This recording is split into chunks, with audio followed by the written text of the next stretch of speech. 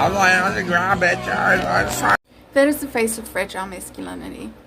That is the face of a toxic person. And that face belongs to Brandon Lewis.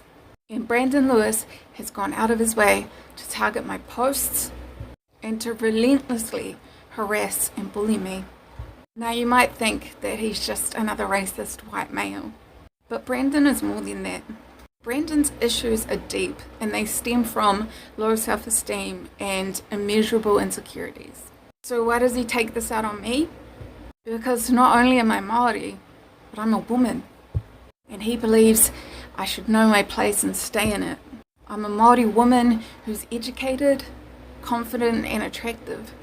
And he hates that. So he tries to demean and devalue me.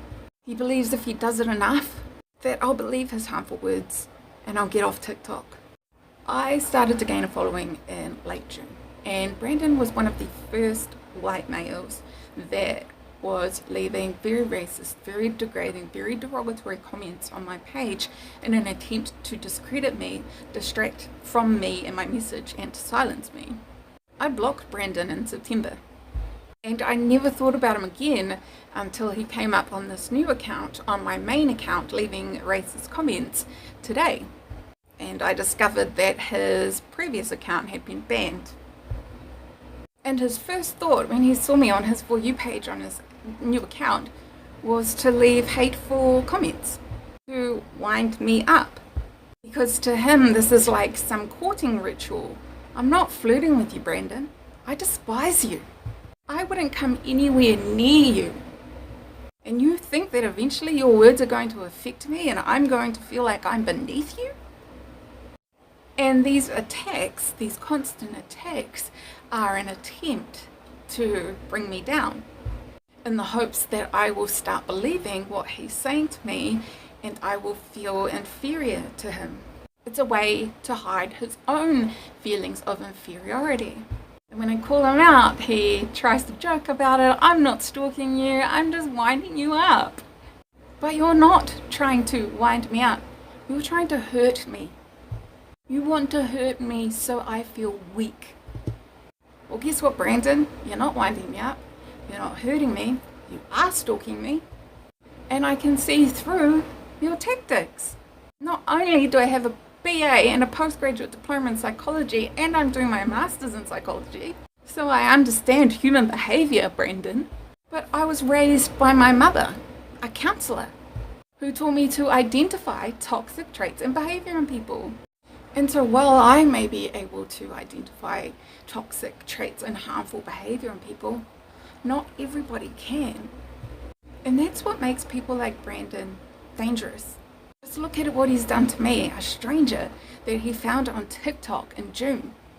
A stranger that he found on TikTok in June that he has continuously harassed and abused, because it's not winding someone up if the intent is to hurt them. It's called abuse. So I can see his behavior for what it is, and I can deal with it myself, because does it look like you're affecting me, Brandon? I'm still out here living my life, making my videos, and doing me, so you're not affecting me. To other people, that behavior is detrimental. And that's what Brandon wants. And that's why Brandon won't leave me alone and won't stop abusing me. Brandon also confuses negative attention with positive attention. Our brains aren't meant to react like that. When we have negative input, our brains react negatively. The output is negative. When we have positive stimuli, the output is positive. But in people like Brandon, any type of negative or positive attention creates a positive output. And so he genuinely believes that this negative attention that I'm giving him is positive. And he thrives on it.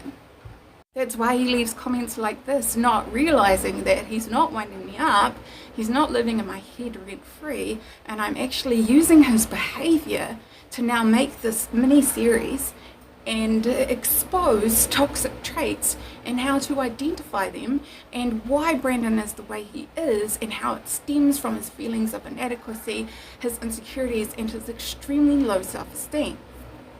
But even though their brain gives them positive rewards for negative stimuli, they still don't like to be called out. And Brandon hates being called out, and that's why he replies the way he does, like, haha, it's a joke, I'm winding you up, you're so easy. Abuse isn't a joke. Racism isn't a joke. If you were serious about me being such a racist towards Pākehā, then you wouldn't make your own videos about why Pākehā are oppressed by Māori in this country. But instead you hijack mine because you are trying to discredit me, which doesn't work because you're a nobody, Brandon. Nobody cares what you have to say. So your discrediting doesn't work, and therefore there is no distraction from my message. So all you're doing is wasting your time. What I'm doing is using your behavior and highlighting it and saying, hey guys, this is why these people react the way they do, because this is how their brains work. So when you call them out, they'll get really defensive, and they will just gaslight you. Nothing they say after you call them out makes any sense, has any relativity to their original comment or to the original post that they commented on. None at all. Because they've gone into defense mode. That's how they cope. Because while they like to dish it out, and they do like the occasional reply, they don't like being called out. And the more demeaning and insulting their responses to you calling them out, the more you know you've got to them. Now, I got so sick and tired of Brandon coming to my posts unsolicited and just leaving racist comments. So I went to his account and I left comments telling him to clean his paru house. Did he reply? No, he just deleted them and pretended like it never ever happened. And I went to his account and did that more than once, and he just kept deleting it. Meanwhile, every now and again, he was still targeting my posts and abusing me. So I made a video showing screenshots of his posts which had his paru house in it, and I made a petty video reply just calling him dirty, basically. And do you know what he did? He reported it. This man had been bullying, harassing, stalking and abusing me for 3 months, and I make one post calling him dirty and he reports my video for bullying and harassment. So I blocked him. And that was it. It was done. That was my experience with Brandon Lewis over. Until he popped up today because he couldn't help himself. Another desperate attempt to make me feel inadequate.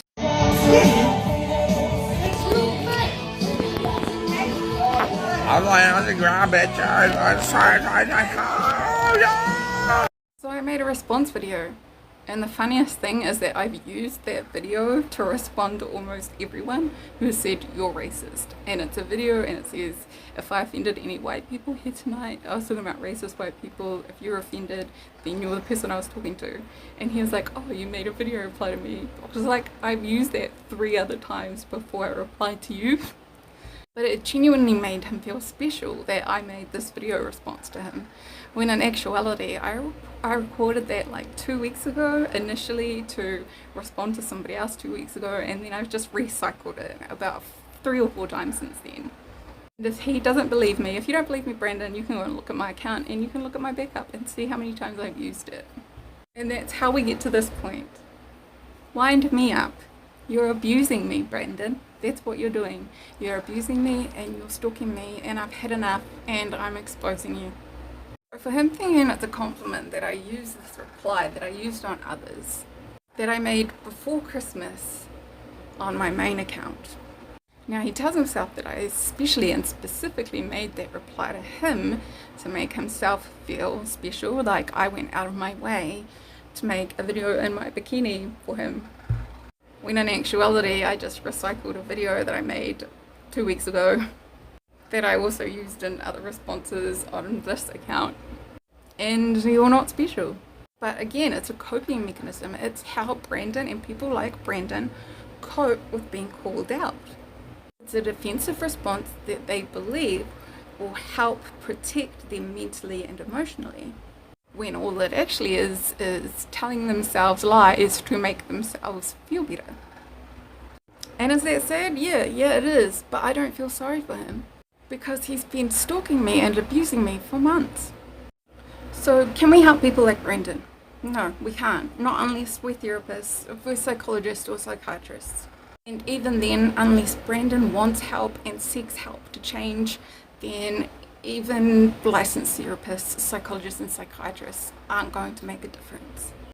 And just because these emotions and these behaviors, they stem from really low self-esteem and insecurities, that does not give Brendan and people like Brendan a path to go around harassing people. It is not our fault that he is the way he is. And neither did you or anyone else that he has targeted. The only way Brendan Lewis will change is if he admits that he has a problem and he seeks out help from appropriate people, which are licensed therapists, psychologists and psychiatrists, and works through his issues with them. So what can I do to protect myself from Brendan? Ignore him? Tried that. Blocked him? Tried that. Block him again? Probably will. But blocking him is just stopping him from harassing, abusing and stalking me. It doesn't stop him from stalking, harassing and abusing other wahine Māori. So the best thing that I can do, and some people might find this petty, it is a little bit, is expose him and reach out to other people who know this person in real life.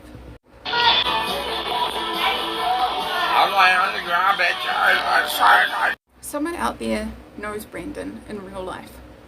And hopefully somebody stumbles across this and sees him and lets him know that his behaviours are not okay. Because I can guarantee you that the way he behaves towards me online is in no way, shape or form a representation of who he is in person. Because he's not confident enough to act like that. So people coming across this post or the other posts who know Brendan in real life are probably in a state of disbelief right now. Because I can guarantee that Brendan does not talk to women or anyone the way he talks to people on TikTok in real life. He is way too gutless. TikTok is an outlet for him. It allows him to be Brendan Lewis, the man, rather than Brendan Lewis, that guy. And don't get this twisted, Brendan. This isn't some sort of special attention. This is literally an exposé highlighting all your toxic and harmful behavior. If somehow you come out of this thinking that this is an attempt for me to flirt with you, you're even more far gone than I believed. I despise you. You are one of the lowest, most disgusting, racist, misogynistic people I have ever come across in my life. That's what I feel about you.